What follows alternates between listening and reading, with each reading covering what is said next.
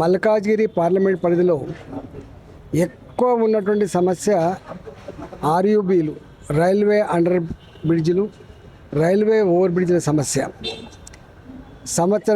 సంవత్సరంన్నర కాలంగా ఈ సమస్యలు కాన్స్టెంట్గా పరిశీలి చేస్తూ ఉన్నాం.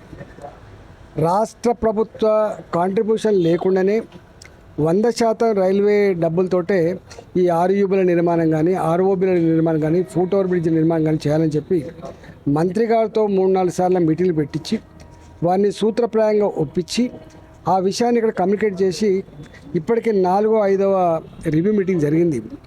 ఈ 4-5 రివ్యూ మీటింగ్లలో దాదాపుగా ఒక 12-13 ఆర్యూబీలు, ఆర్ఓబీలు, వాజ్పేయి నగర్ లాంటి, షఫీల్గూడ లాంటి, అమ్మగూడ లాంటి, మేడ్చల్, మనం గుల్లపోచంపల్లి, అదేవిధంగా బొల్లారం, అల్వాల్, అటు పక్కకున్న వెంకటాపురం, ఇలాంటి అనేక 12 జాగాలల్లో ఈ ఆర్యూబీలు, ఆర్ఓబీల నిర్మాణానికి ఈ సంవత్సర కాలంగా చేసిన ఎఫర్ట్స్ వల్ల కొంత కులికొచ్చింది. 2026 ఫిబ్రవరి మాసాంతంలో ఇవన్నిటి కూడా రైల్వే మంత్రిని తీసుకొచ్చి భూమి పూజ చేసేటువంటి ఆస్కారం ఉంది. ఒకటి.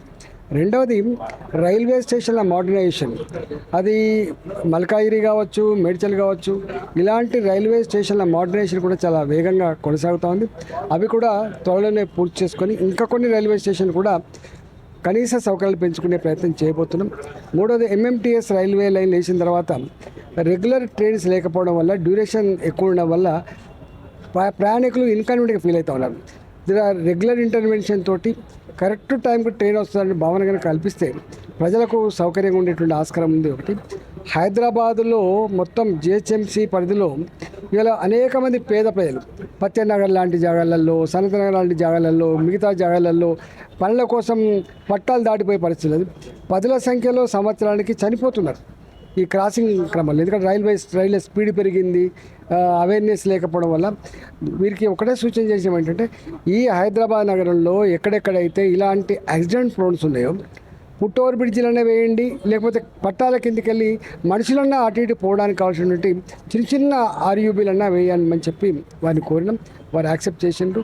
మొత్తం మీద ఇలా ఈవెన్ ల్యాండ్ అక్విజిషన్ కూడా రాష్ట్ర ప్రభుత్వం నిధులు ఇవ్వకపోతే, రాష్ట్ర ప్రభుత్వం గతంలో డబ్బులు ఇస్తానని చెప్పి చేతులు ఇచ్చేసినప్పుడు అవన్నీ కూడా ప్రాజెక్టులు పూర్తి చేసే ప్రయత్నం చేస్తాం.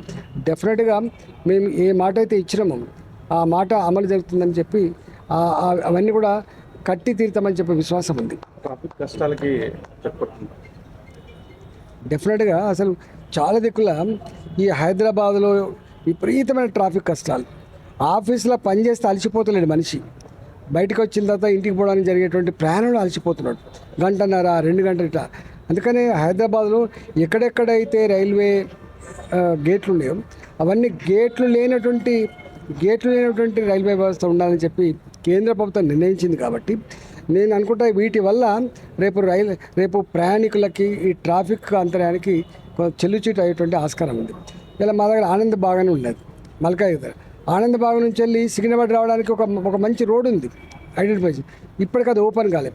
అది కనుక ఓపెన్ అయితే 5 నిమిషాల్లో సికింద్రాబాద్కి వచ్చేస్తాం. ఇవాళ ఏ ట్రాఫిక్లో 45 నిమిషాలు 1 అవర్కి వస్తుందో సికింద్రాబాద్కు, ఇట్లాంటి అన్ని కూడా ఎక్స్ప్లోర్ చేస్తున్నాం. అవసరమైతే కంటోన్మెంట్ జాగాలు కూడా కొంత మినిస్ట్రీ ఆఫ్ డిఫెన్స్ నుంచి వెళ్ళి రిక్వెస్ట్ తీసుకొని ప్రయాణికులకు ఇబ్బంది లేని పరిస్థితి క్రియేట్ చేయాలని చెప్పి భావిస్తా ఉన్నాం.